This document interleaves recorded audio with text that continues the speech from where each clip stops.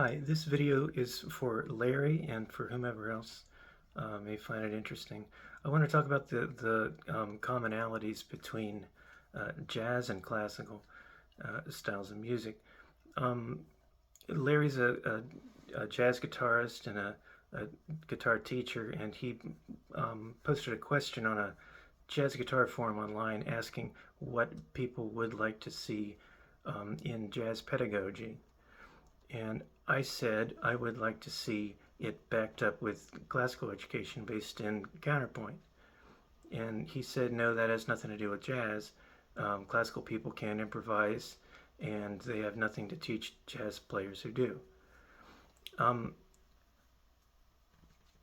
that historically was not true. It largely is today, although it's not entirely true.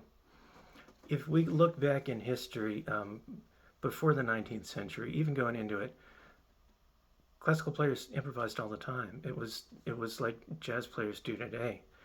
Um, Things crystallized in the 19th century because conservatories started teaching things differently. But this idea of classical music as being a handful of canon pieces that are masterpieces to be preserved through time. That's not how people thought before. The people in the 19th century collected a few pieces they liked and crystallized them into a canon. Before that, composers were just trying to make music in the latest style, and they were trying to churn it out. Um, like like Tin Pan Alley composers, or like people making pop music now. Music that was 20 years old was considered ancient and outmoded, just like now. And people in the rhythm section in the Baroque era in the 17th and 18th centuries, early 18th, um, they were comping. The rhythm section then was called basso continuo, continuous bass, and the bass line was written down, and next to the notes there were shorthand numbers for the intervals above, kind of like lead sheets now have chord shorthands. But the difference is now the bass is just free to improvise a line, like in jazz, and back then it was written down. But like the voicings and the harmonies, the harmonic players of basso continuo, that's what I do. They would improvise them, and by improvise I don't mean come up with it wholesale on the spot, but refer to a repertoire of stock patterns that they had compiled over the years, just like jazz players do now. And like when you look at classical composers, I'm using classical broadly. If you look at people like Bach and Mozart and Beethoven, they were famous improvisers.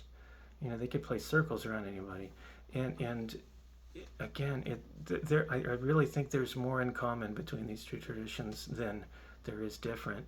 The problem is in the 19th and into the 20th century, this classical stuff got crystallized into a very rigid form, and classical musicians were not taught to improvise.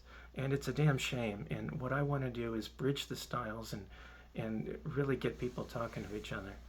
And I want to show you technically, excuse me, some of the commonalities. I'm going to play some Baroque music for you.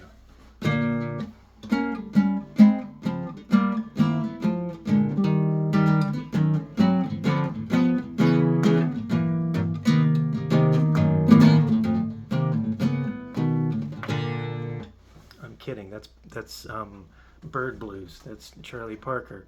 But it's Baroque. I mean, it's 2-5-1s. It's chains of um, um, 2-5-1s.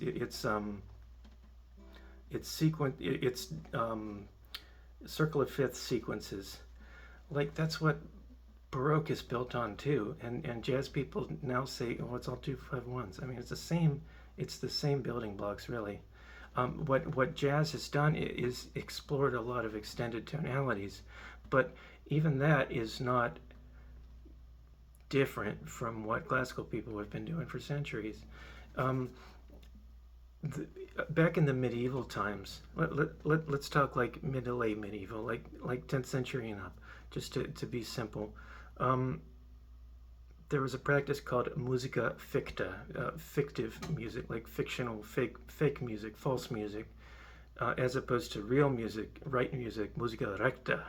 Musica recta was like the white keys on the piano, to put things very simply, too simply. And musica ficta were like the black keys. I have videos on this subject. It was a lot more complicated, but basically you could take musica recta notes and alter them chromatically, to make musica ficta. And the reasons people did that, or the same reasons people still do that, either to avoid tritones and to make a diminished fifth that occurs in a diatonic passage, to open it up to a perfect fifth, or to shrink it an augmented fourth that occurs diatonically into a perfect fourth, to make it a consonance instead of a dissonance. There was that application. And then there was the application to make the music prettier. And what that usually meant was, when you have a whole step, let's say, the, to make it like a leading tone, to make it a semitone, you could alter whatever notes you wanted. And the practice of this got more and more widespread over time, with some hiccups. I mean, it went back and forth. But when it got to Bach in the early 18th century, he said, fa mi et mi fa ist totum musicum. Fa mi and mi fa is the entirety of music. And he was exaggerating a little bit, but what he was saying is the application of semitone movement was what harmony was all about. And what that meant was you could take like a whole tone framework, like just a whole tone scale extending forever. That's not in any key, that's just kind of abstract and atonal. But if you start crimping it in different places, so you get a mi fa, meaning a semitone instead of a tone, then you can start to dictate harmonic centers, and you can have what jazz players call tendency tones. And like that ain't nothing new. So if jazz harmony is mostly about thirds and sevenths resolving, so was classical harmony for centuries, like since like the 13th, 14th century and up, really. And you could find older stuff too. It was just very different. Let me show you. In the Renaissance, in the 15th and 16th centuries, pardon my loud refrigerator, the basic cadence, the basic punctuation at the end of a phrase was a major sixth resolving to an octave. So you would have one voice that would go down a step, right? And then you would have another voice that would go up a semitone. You put them together, that's a major sixth resolving outward to an octave. Now, let me do it up higher, so I have room to add something else. We think a cadence is basically 5-1 in the bass, and then you add other stuff on top of it. But for them, it was this tenor motion and the cantus or soprano motion that was really essential. And then the 5-1 in the bass was an additional voice you could add. So notice that resolves cleanly to octaves. None of this other stuff. Well, you could do that too. Here was another voice, right? That's a basic classical cadence that everybody's familiar with, and a jazz person would think that's too simplistic. But what's going on here? That's a minor seventh. Now, at first, that was not considered part of a basic chord. Chords were triads, 1, 3, 5, And the seventh was considered a dissonance against that, and it was to be prepared, suspended, and resolved. But what happened? So you would have it an octave, a consonant octave on the downbeat, and then it would move passing motion, and then it would go down again and be the third above the new bass note. So it was a passing dissonance, right? But eventually that started to be accepted as a chord tone proper, giving us our familiar 5/7 chord. That change came about in the 17th century. People were so used to doing this that it did not, it stopped being offensive to do this and skip the octave. So they could just go, and it was no problem. And then from then on, people started doing the fancy stuff. Like people realized that this seventh could be reinterpreted as an augmented sixth, and could resolve here, right? That was a 19th century little parlor trick. But basically, it's still that sixth opening up to an octave. And the major second doesn't have to be on the bottom either. It can be, you can have a semitone on the bottom and a whole tone on top. People call that a Phrygian sound, but you can apply it to different places. You can apply it to a half cadence. Or same thing. And if you do both, if you make it a semitone on both sides, that's an augmented sixth sound. And what that is, it's an application of musica ficta. It's taking a musica recta note that naturally occurs in the diatonic harmony and altering it for purposes of resolving it more strongly. Classical people now call it tonicization. Jazz people just don't call it anything. They just think of it as a chord alteration, and they just do it. But it doesn't matter what you call it. I mean, it's the same thing. And then tritone subs, like I played a quick blues, but instead of a 5/1, F to B flat. I don't know if you can see. You can, instead of 5, you can do a flat 2 to tritone away. That ain't nothing new. Jazz employs it heavily, but I think Telemann did that in the 18th century. I could be wrong. I can't look that up, but the jazz idea of tritone substitutions came about in the same way that 19th century reinterpretations of one harmony as another, and using that as a pivot chord for modulation to distant keys. It's the same way that came about. Now I'll tell you, this does not occur naturally.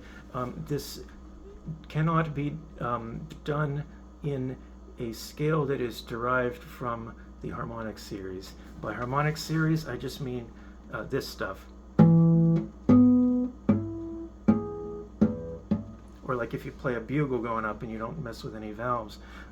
If you have that natural series of harmonics, it extends infinitely upward, but in increasingly small or decreasing intervals.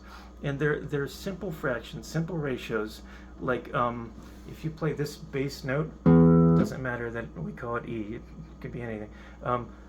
Let's call that 1. This length is 1. And then 2-to-1 ratio, if you cut it in half, that gives you an octave higher. And then 3-to-2 gives you an octave plus a perfect fifth. And then it keeps going. You probably can't hear that.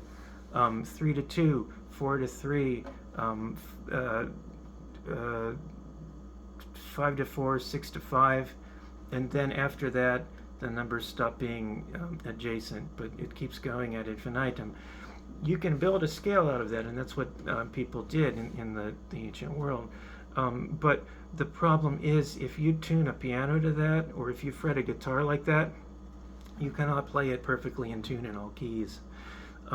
It's a mathematical impossibility. So if you tune a piano to the key of C, where the note C is your reference point, and everything else is tuned purely in reference to that, using these very simple ratios of the harmonic series, that's great. It's going to sound beautiful. But if you try to, play it in C sharp or an F sharp or something, it's going to sound terrible. So over the centuries, people have come up with all these kinds of workarounds and compromises. And one of them that was posited in the 16th century, but not really employed universally until the 19th, is equal temperament. And that means you adjust all the intervals so that they're a little bit out of tune, and each equally so. But the benefit is that it allows all keys to be played equally. So you can play in all keys, it's just they're not all completely pure. Again, there's no mathematical solution to this. It's a grail quest, but that is what harmonists have been doing since sometime in the 19th century, and then it became standard. I'm talking Europe and the West, and then like by the time jazz came about, it was definitely standard.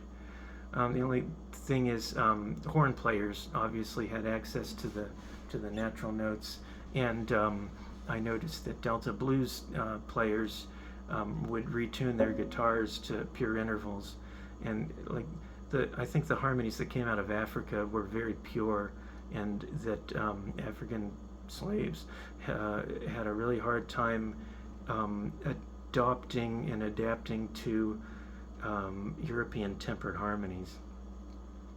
But that's another can of worms. I got other videos on this. But why I'm bringing it up is because you can't do tritone subs and harmonic pivot chords for modulating without employing this equal temperament system. You have to fake it to make it. Like it's an artifice. Because if I do this, so I had a 5. I mean B flat. Jazz players like B flat, right? If I do a 5-7-1, and then I reinterpret this 5-7 chord as the flat 2 of E, right? As like F to E instead of F to B flat. Well, okay, sure, but sorry, one second. Yeah, this interval, which was a minor 7th, but we're recontextualizing as an augmented 6th. You have to change the names of one of the notes, so they're only equivalent in equal temperament, or in a temperament that has notes, has semitones that are equal. And there were some 18th century systems that had this too. I'm not going to get into it, but like somebody like John Coltrane, Coltrane found beauty in the equal tempered harmonies that he would find in the circle of fifths. So if this is your circle, he would draw like equilateral triangles or pluses or squares, things like this, and he would find a nice symmetrical balance. Problem is, it ain't real. Like, it's not natural. I mean, I'm not saying it's not real, but it doesn't occur in nature. Like, the only thing nature has to say about music is the harmonic series. And the harmonic series says this is not a circle, this is a coil. Like, I'm looking at a recording of myself, so I got to figure out which side is which. Okay, yeah. Okay, so if you start at C at the top of the circle of fifths, and then you go in fifths all the way around 12 times. You go C, G at 1 o'clock, right? And then D at 2 o'clock, and you keep going. G, D, A, E, all the way. You get to F sharp, and then normally people switch to flats for the other side so you don't get a bunch of accidentals. But if you keep going in sharps for the sake of simplicity, you get all the way to 11 o'clock. That's B sharp. No, I'm sorry. B sharp is 12. You get all the way to 12, it's B sharp, and you would think that B sharp would align with the initial C, but it does not. It comes out at like 1201. It's just how it works out mathematically if you use pure fifths of a 3-to-2 ratio, like the kind you find in the harmonic series. So like if it's not a circle, it's a damned coil, and it keeps going infinitely, and it never loops back around itself. So I'm sorry to say that jazz harmony and classical harmonies from the 19th century onward, most of it revolves around artificial intervals. But anyway, the main point that I'm saying is classical music needs to be reformed and brought back to its old teaching styles that heavily focused on improvisation and schemata that were like stock moves, like stock harmonic moves, the same kind of patterns that jazz players study, whether they're melodic or harmonic. That stuff was taught in Italy in the 18th century and prior, and the best trained musicians were taught that as kids. And if you want to look more into that, there's a newly resurging study of what's called partimenti. A partimento was a teaching exercise in 18th century Naples, and it was a rough life back then. The orphanages run by the church would take in orphan boys, only boys, and they would teach them music so that they would have a chance at making some kind of living. So like a lot of the best composers to come out of Italy were like orphan boys who were taught that. But like the teaching style was coming back, and people were learning to improvise. But the problem is, when you're a little kid and you're starting piano or violin or something, you're not going to be exposed to that. Like, it's still esoteric, and you got to get into the ivory tower in academe to find out about that stuff. By that time, you're in your 20s or later, right? And like, it's only people who can afford to go to college.